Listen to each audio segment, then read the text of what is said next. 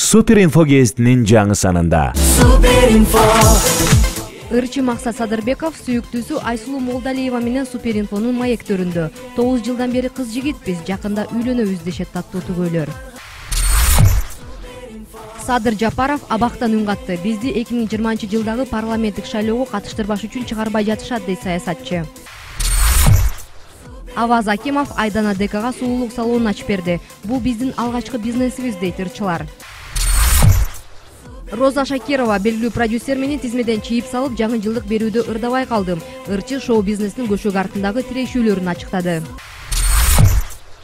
Апасынан айрылган кыздардын таэжесин, жашоо шартын начар болгондуктан каза болгон сиңдимдин кыздарын өзүмө ала албай жатам. Алардын бизди алып кетесиңби деген көз караштары жүрөгүмдү оорутат. Маликам деген ыры менен таанылган Мурадил Данияров менен продюсердин ортосунда чыр чыкты. Алардын талашы эмне?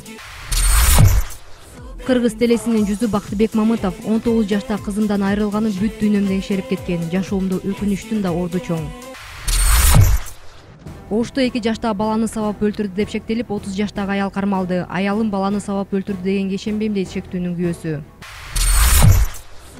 Буту менен жааткан Аида Акматова бийиктиктен кулап, колу бутум сынганда дарыгерлер баса албай калат дешкен. Бишкектин тургуну электр кубаты менен жүрүүчү велосипед курап чыкты. Мындай велосипедти каалаган адам жасап алса болот, дейт ал. Гезитти ысык кезинде окуп, рахат алыңыз.